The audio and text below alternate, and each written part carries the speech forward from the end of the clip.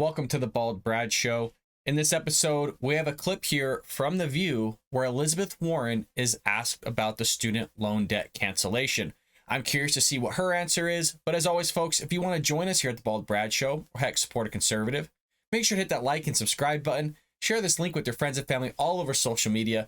With that being said, let's see what Elizabeth Warren has to say. Switch gears a little bit to student loans. I mean, you've been fiercely advocating for the president to cancel student loan debts, but really only 13% of Americans even have federal student loan debt.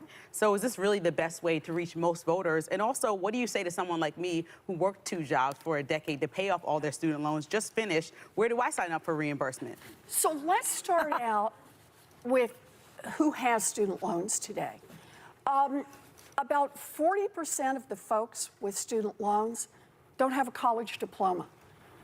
They're folks who tried. Yeah. They're folks who tried and life happened. Pregnancies, they were already working 2 jobs and lost one of them. Mom got sick, family had to move somewhere else. And now they earn what a high school grad earns, and they're trying to pay off college level debt, and it is crushing their bones. Keep in mind that of those who have student loan debt, more than half have negative wealth. They don't have any wealth. And they're older also. A lot of them are over 50, I was reading. You know that right now there are tens of thousands of people who are living on Social Security who are having their Social Security checks garnished to pay student loans. Yeah. And so this, for me, is a question of fairness. There was a time in America when we invested in our public colleges and universities. That's how I could go to a college that cost $50 a semester, pay for it on part-time jobs. But today that option is not out there for our young people. So this is about saying, look, it's tough, we understand that. We want to invest in you. We want to invest in your getting an education. Senator, we have less than 2 minutes, and I want to ask. She doesn't answer the question, and they go on about this whole abortion, sex stuff, blah, blah, blah. You heard her say, oh, it's not fair. And that's the whole idea of canceling student debt, is the Democrats, these leftists, these socialists in some categories like Bernie Sanders. Life is unfair. And so because there's unfairness in life, we have to equal the playing field by paying off somebody else's debt. Again, I didn't take out the debt, so why should I have to pay that through my tax dollars to pay for somebody else's debt? Look, we all understand life situations happen, and there is that safety net for people. But rather than going to the federal government for your problems, how about you ask your family members first, and then you ask your churches first, then you ask your localities, then you go to your state, then you go to your government. You can look for grants. You can look for scholarships. There's a lot of ways that you can get money to help pay for college. Everybody would agree that life situations happen, but that should have been part of your budgeting and planning in the first place before you ever decided to go out and take out a loan. So you can't just blame, oh, well, something tragic happened in life. Yes, stats show that roughly you're going to have a massive, dramatic impact on your finances every 10 years.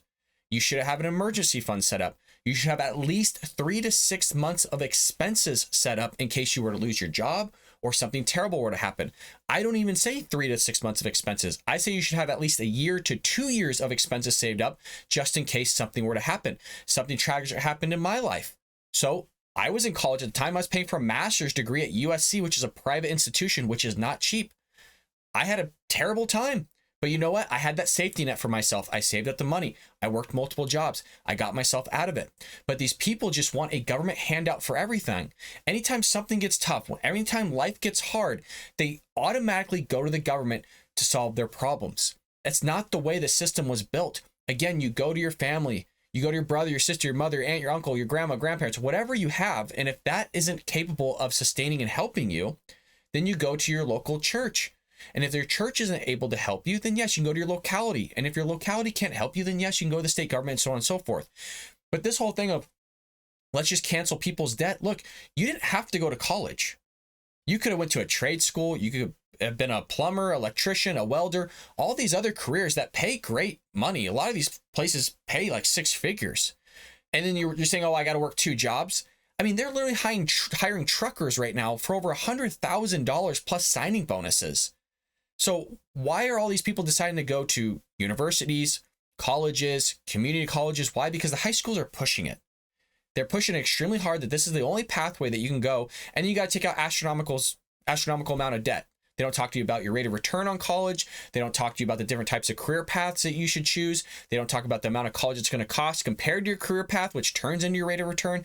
They don't talk about anything like this. The parents don't talk about it. The teachers don't talk about it. The school doesn't talk about it. The college isn't going to talk to you about it. So that's one reason why people get played into taking out these student loans. And then turns out something happens or college is too hard and they can't afford it. Furthermore, affirmative action also takes impact on this because the school is just accepting people that shouldn't have been accepted in the first place because they're just accepting them based on the color of their skin. And then they're going into engineering, mathematics, technology, the sciences, and they're not able to do well in that career because they didn't have the prerequisites beforehand. Their grades sucked and they just accepted them because, oh, you know what? You're a person of color. So welcome, come on in. And then they take out all these loans to go to university. They're going, oh shit, this is way harder than I thought. Yeah, if you struggled in math in high school, you know, odds are you're going to struggle in math in college. Is not always the case, but it is the case on what the data is showing with this affirmative action that people are taking astronomical amounts of debt out and then they don't know what to do because they didn't do well in college. They weren't able to keep up with their major. They tried to switch major and still weren't doing well at the university. You still got to pay for that loan some way, shape, or form. But then when you're asked the question, again, when leftists are asked, like Elizabeth Warren, well, why should these people get this type of money? And then I already spent decades working 2 jobs trying to pay off my debt. And how do I claim my reimbursement for all this? And she doesn't answer the question because she knows that it's a BS policy they're trying to push through. Biden knows it as well, but that's not going to stop them from trying to push this $50,000. You have 20,000 being thrown out. Biden's pushing 10,000, paying for somebody else's debt. And this is consistent, folks. There's people that want you to pay off their credit cards too. There's people that want you to pay off their mortgages. We have places in Chicago that are trying to do this for people of color.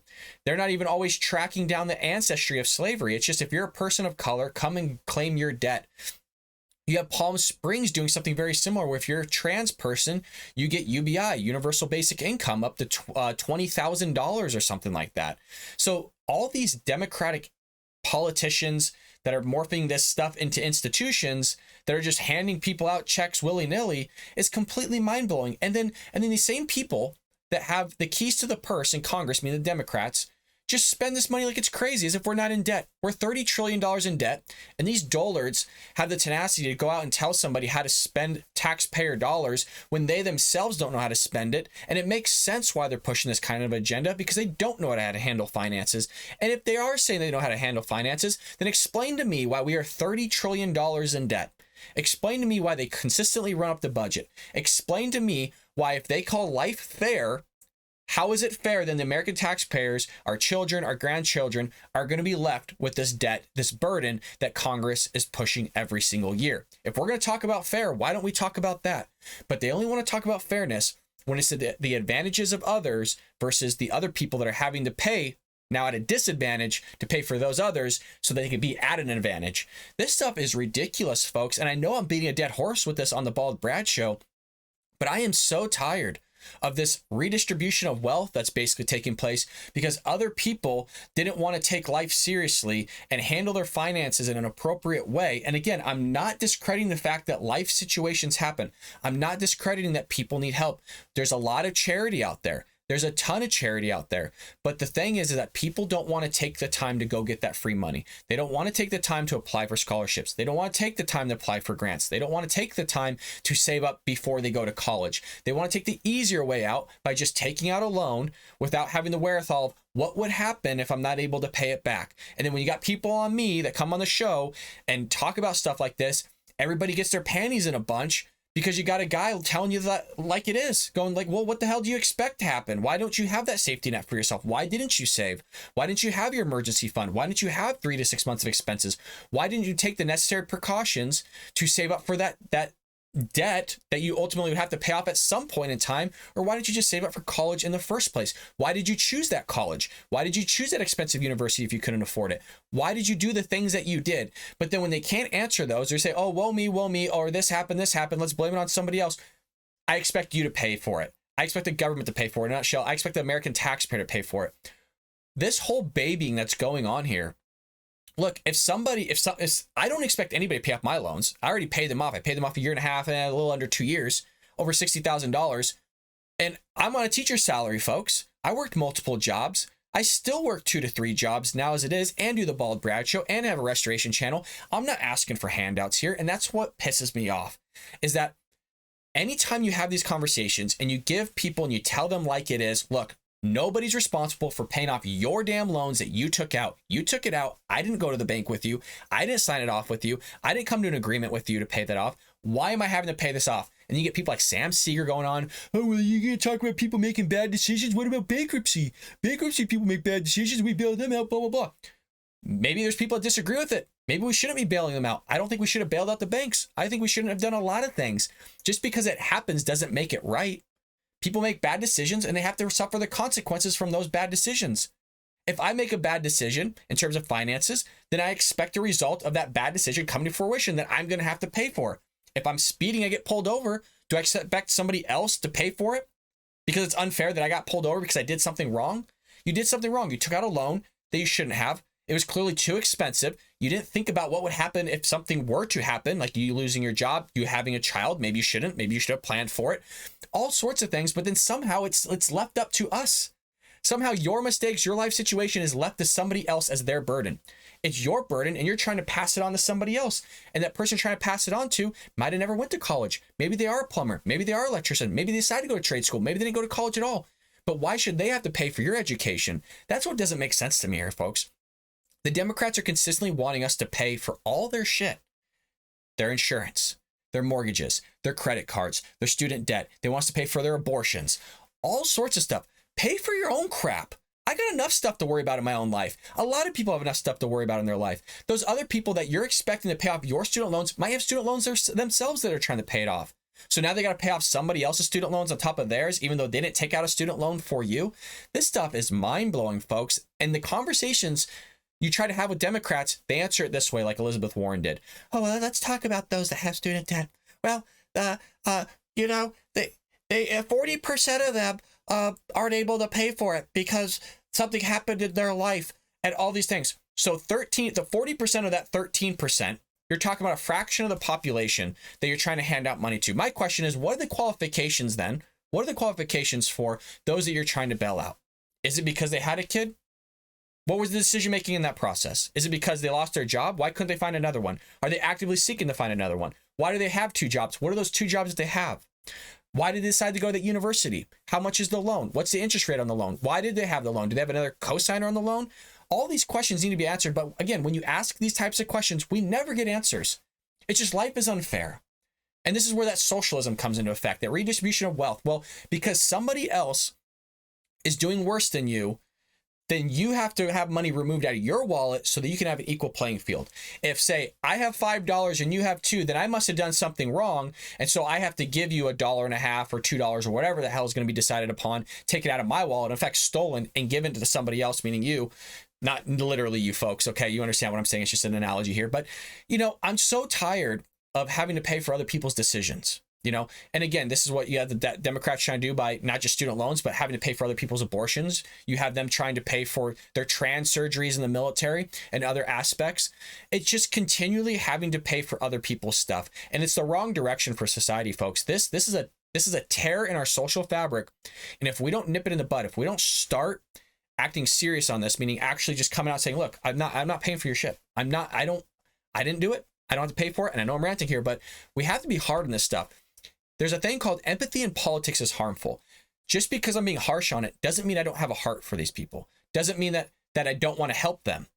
Okay. But if I want to help them, that's called charity. Okay. That's called writing a check. That's called giving them money or helping them out in other ways to support them. So the fact that you just want to go out and make everybody pay for it, somebody should have to agree to help you out. Somebody should have to agree to help pay for your college. And I'm sure there's a lot of people out there that will do it. There's a lot of people out there that are very generous that want to help you. Some people aren't able to help you that want to help you. Okay. Some people, again, are in their own tough situation. And what you're having those people do in those tough situations is to alleviate you out of a tough situation at the burden and expense of the person that's already in a tough situation. And I'm so tired of it because they put a blanket statement on all this stuff. Oh, because somebody else is suffering, let's screw everybody else and make them suffer even more, or make them suffer in some way, shape, or form, or put a burden on them to alleviate somebody else. And that's how it works, folks. It's happening in the school system. It's happening in the universities. It's happening in our institutions. It's happening in our government. And you got Elizabeth Warren, Ilhan Omar, AOC, Bernie Sanders, all these people that have infiltrated the Democratic Party that are pushing this nonsense upon everybody. And I hope it doesn't get passed. I hope it doesn't get passed because it shouldn't. Because it shouldn't. I think I pleaded my case here, folks. But there you have Elizabeth Warren going on The View saying knucklehead things in front of a knucklehead audience, in front of knucklehead hosts. We shouldn't be surprised at all. But as always, folks, if you want to support us again at the Bald Brad Show, make sure to hit the like and subscribe button. Share this link with your friends and family all over social media. I do appreciate you listening to my rant. Let me know what you think about all that in the comments below, folks. And I will see you later here on the Bald Brad Show.